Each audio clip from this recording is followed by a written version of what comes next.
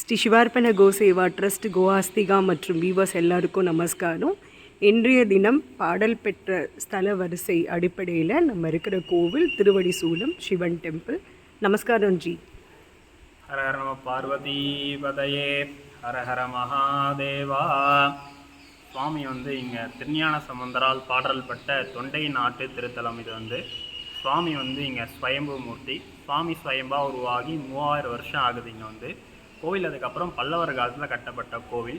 இங்கே சுவாமி ஸ்வயம்பு மரகத லிங்கம். அதாவது சுவாமி மரகத கல்லிலான லிங்கம் கிடையாது. நம்மளுக்கு சுவாமி பார்க்கும் போதே அவர் பச்சை நிறமாக நம்மளுக்கு காட்சி தர மாட்டார். சுவாமி ஸ்வயம்புன்றதுனால அபிஷேகம் தேன் அபிஷேகம் நடக்கும். அந்த தேன் மேலே படும் போது சுவாமியே விருப்பப்பட்டு ஒரு நிறம் மாறணும்னு நினச்சார்னா அந்த கருப்பு கலர் விலகி பச்சை நிறமாக மாறி வர பக்தர்களுக்கு இங்கே சுவாமி காட்சி தருவார். இது திருஞான சம்பந்தர் பாடல் பட்டதால் திருக்கலிக்குன்றம்னு ஊர் இருக்குது. அங்கே திருக்கலிக்குன்றத்தில் திருஞான சம்பந்தர் பாட்டு பாடிட்டு திருக்கச்சூருக்கு போகும்போது சுவாமியே ஒரு மாடு மேய்க்கிற பையனாக போய் அவருக்கு மோர் கொடுத்து அவர் பசியை தீர்த்து கூட்டிகிட்டு பாட வச்ச திருத்தலம். இது அதுதான் சுவாமி பேர் திரு இடைச்சுரநாதன் பேர். இடையர்னா அந்த காலத்தில் ஆடு மாடு மேய்க்கலாம், இடையர் தான் கூப்பிடுவாங்க. சுவாமியே ஒரு மாடு மேய்க்கிற பையனாக போனதால் திரு இடைச்சுரநாதன் சுவாமிக்கு ஒரு பேர்.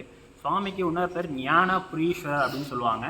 அந்த அபிஷேகம் பண்ணுற தேன் யாராவது வீட்டுக்கு வாங்கிட்டு போய் சாப்பிட்டாலாம், அந்த படிக்கிற பசங்க யாராவது தேன் சாப்பிட்டா ஞானம் விருத்தி ஆகும். அதனால் ராஜா அந்த காலத்தில் சுவாமிக்கு ஞானபுரீஸ்வரர் அப்படின்னு ஒரு பேர். இங்கே அம்பாள் ஒரு பசுமாடு வடிவமாக சுவாமி புத்தில் இருக்கும் போது பால் கறந்து லிங்கத்தை வழிபட்டு போன திருத்தலம். அதனால் அம்பாள் பேர் கோவர்தனாம்பிகைன்னு பேர். கோனா தமிழில் பசுமாடுன்னு சொல்லுவாங்க. அம்பாள் ஒரு பசுமாடு வடிவமாக இங்கே பூஜை பண்ணி சுவாமி வழிபட்டு போனதால் கோவர்தனாம்பிகைன்னு பேர்.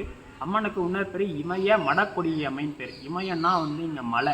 இந்த மலை செடியெலாம் கடந்து சுவாமியை வழிபட்டு போனதால் இமய மடக்கொடியம்மைன்னு ஒரு பேர் அம்பாளுக்கு. அம்மன் பாதம் இங்கே ஒரு பாதம் முன்னாடியும் ஒரு பாதம் பின்னாடி இருக்கும். அதை தரிசனம் பண்ண முடியும்.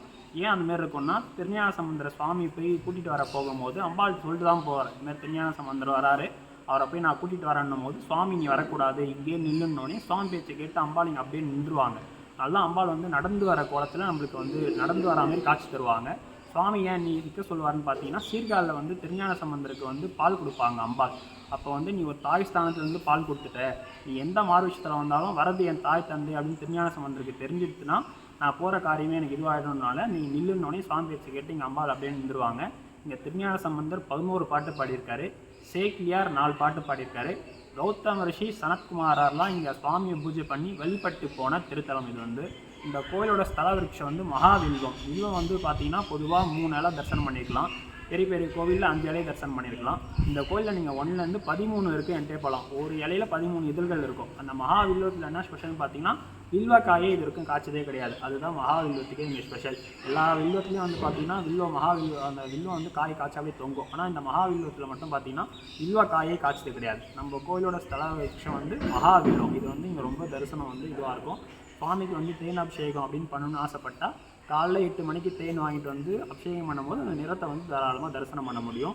அபிஷேகத்துக்கு புக் பண்ணிட்டு வந்தால் அந்த பரிகார அபிஷேகமாக இருந்தாலும் பண்ணுவாங்க. அதாவது நாடி ஜோஷியத்தில் அவங்கவுங்க இதுக்கு இந்த பரிகாரம் இந்த சிவாலயத்துக்கு போய் தேன் அபிஷேகம் பண்ணால் இது நிவர்த்தி ஆகுன்றதும் இங்கே ஐதீகமாக நடக்கும். அந்த நாடி ஜோஷியத்து மூலியமாகவும் இங்கே பரிகாரத்துக்கு அபிஷேகம் பண்ணுவாங்க. பரிகாரம் இல்லாமல் சுவாமிக்கு மட்டும் அபிஷேகம் பண்ணுறதா இருந்தாலும் தாராளமாக நம்ம காலையில் 8 மணிக்கு சிவாலயத்துக்கு வந்தால் அபிஷேகத்துக்கு 2 நாள் முன்னாடி புக் பண்ணிவிட்டு தேன் வாங்கிட்டு வந்தால் அபிஷேகம் பண்ணி தேனையும் சுவாமி மேலேருந்து எடுத்து பிரசாதமாக கொடுப்பாங்க. அது வீட்டில் எடுத்து போயிட்டு ஒரு 48 நாள் அப்படி சாப்பிட்டு வந்தால் நம்ம உடம்புல இருக்க வியாதி எதுவுமே நம்மளுக்கு இது பண்ணாது. படிக்கிற பசங்களுக்கு ஞானம் விருத்தியாகும். அதுதான் நம்ம கோயிலோட ஸ்தல இது. தேங்க்யூண்ணா. சிவாய நம சிவகிருப்பை.